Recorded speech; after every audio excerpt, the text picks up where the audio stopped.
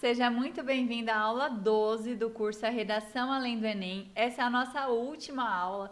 Estou muito feliz de te ver aqui, saber que você conseguiu acompanhar todas as aulas, né? Aprendeu a analisar a matriz de referência da redação do Enem. E agora, para fechar essa questão da redação, a gente vai falar sobre as partes desconectadas, como é que elas são avaliadas na redação do Enem. Então, vou dividir a tela aqui com vocês.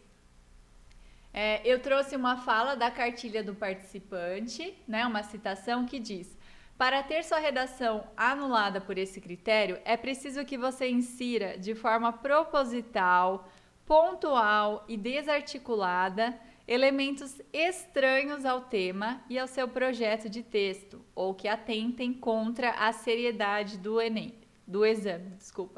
Aqui a gente tem mais um ponto que é tratado com muito mistério. O que será que é avaliado como parte desconectada? Como será que esses textos são punidos? E, como tem sido meu objetivo ao longo desse curso, essa informação está disponível para você, professor, e para o seu aluno, participante do Enem, lá na cartilha do participante. A cartilha está disponível como material complementar lá nas aulas iniciais. Peço que você procure e faça o download aí do material, que isso vai te ajudar ao longo das aulas. Então aqui está muito claro que o participante precisa demonstrar que ele teve a intenção de desrespeitar o exame, que ele colocou ali na redação dele um pedaço de texto que não tinha nada a ver com o tema, não tinha nada a ver com o projeto de texto dele e por isso ele vai ser punido. Então a gente tem aqui alguns aspectos, se a gente tivesse que nomear, digamos assim, né, que são punidos como parte desconectada. Então, são desarticulados da argumentação feita na redação reflexões pessoais sobre o próprio desempenho na prova, recados para a banca, trechos de música, de hino, de poema ou de qualquer texto que não tenha relação, né, com o tema nem com o problema abordado, mensagens políticas ou de protesto. Então, se a gente tiver lá hashtag alguma coisa, também vai ser punido. Orações ou mensagens religiosas e frases desconectadas do corpo do texto. Essas duas primeiras, né, reflexões sobre o próprio desempenho na prova ou recados para a banca, são as mais comuns, que muitas vezes o participante escreve um texto que seria ali mediano, ele ficaria no nível 3, no mínimo esperado para o participante concluinte do ensino médio, e aí ele vai lá e coloca: prezada banca, espero que considerem meu texto, pronto. Aí ele complicou bastante a situação dele, porque ele está inserindo uma parte desconectada no texto. Então, o que a gente vê também, qual que é a orientação que aparece para os avaliadores, né? Como é que ele vai diferenciar palavras de baixo calão e ofensas em geral? Impropérios, que são palavras de baixo calão, chulas, grosseiras e ofensivas em qualquer situação, exemplo, merda e puta, sempre avaliar como parte desconectada.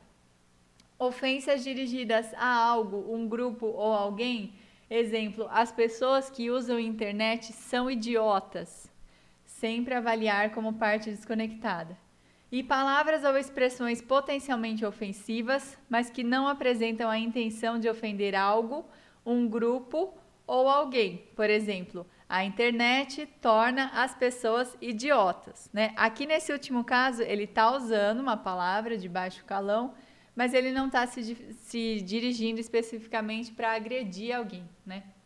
Então, essas partes desconectadas, elas fazem com que o texto não seja avaliado. Então, é um dos critérios iniciais para começar a avaliação do texto. Verificar se ele está dentro lá das 8 às 30 linhas, se ele está dentro do tema, se ele está dentro do gênero e se ele não tem partes desconectadas, que aí se ele tiver, ele nem vai ser corrigido. Então, eu trouxe aqui dois exemplos bastante antigos que vocês devem lembrar de redação, que foram disponibilizadas na mídia, por isso a gente tem aqui acesso aos textos, e que foram responsáveis pela criação desse critério parte desconectada. Em 2012, não sei se vocês se lembram, essa redação aqui recebeu 560 pontos, e nessas 4 linhas aí finais, da 18 até a 21, ele trouxe uma receita de miojo.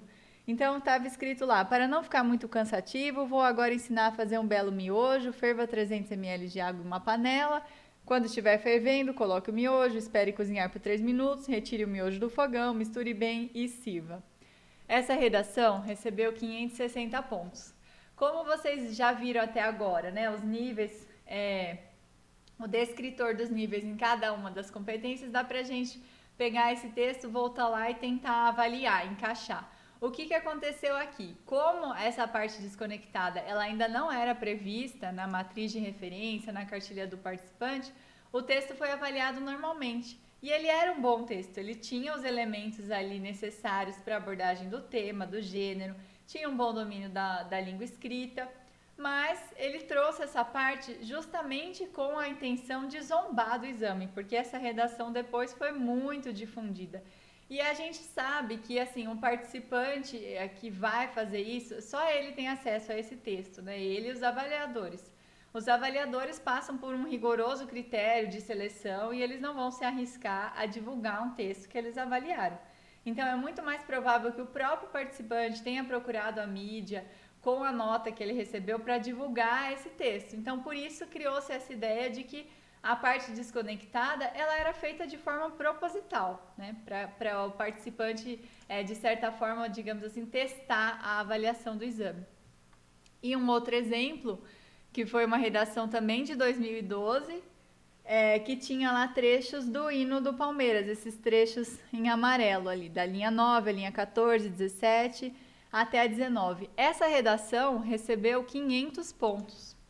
Então, são notas altas, né? Metade de uma redação de 1.000 pontos, que foram ali, no momento, elas não foram punidas, mas elas serviram para que esse critério fosse criado e para que essa situação não se repetisse. Então, a gente tem aqui o que pode ser avaliado normalmente na redação. Agradecimentos do tipo graças a Deus, obrigado Senhor, ou simplesmente obrigada. Palavras e expressões que fecham textos, fim, the end. Então, quando a gente tem aqui obrigada, né, no primeiro exemplo, como agradecimento, ele não está dizendo necessariamente obrigada, banca examinadora, obrigada, querido avaliador, por ter lido meu texto. Porque se ele fizer isso, aí sim é uma parte desconectada.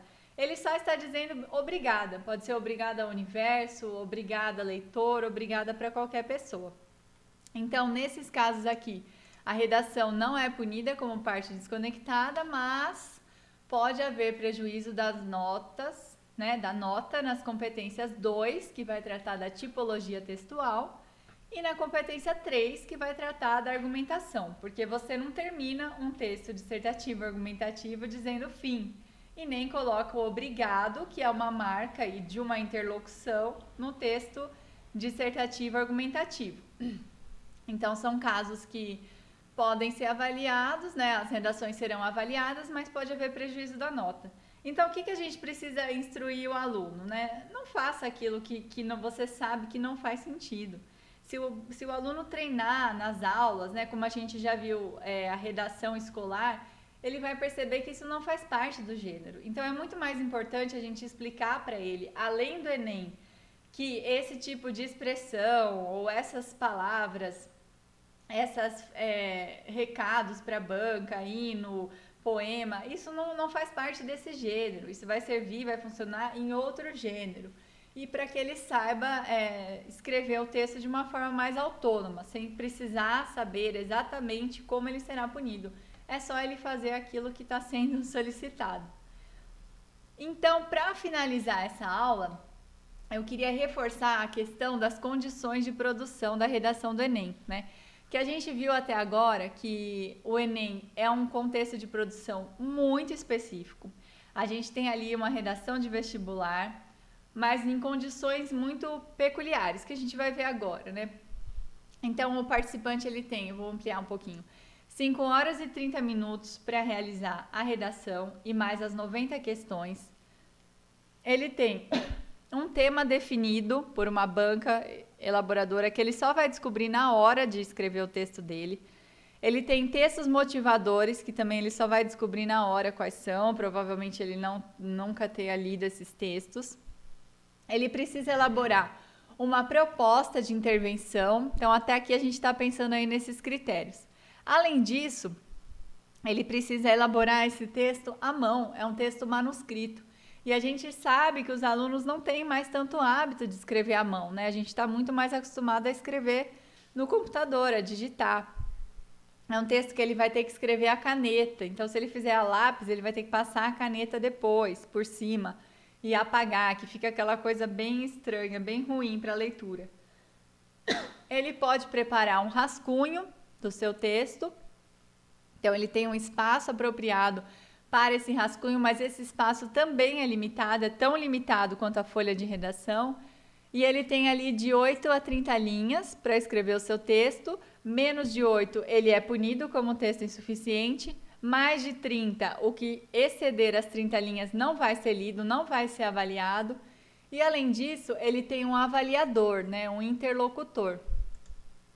Essa questão do interlocutor a gente já viu em outra aula também, que esse avaliador seria um auditório universal. Então, o participante tem que escrever sem marcar essa interlocução. Por isso também ele é caracterizado como parte desconectada quando ele estabelece esse diálogo. Mas além de todas essas condições que já são bem ruins para o participante, ele tem também o medo, a insegurança, o cansaço, a ansiedade e a pressa de fazer o texto. Então, tudo isso para a gente pensar, agora finalizando esse curso, né?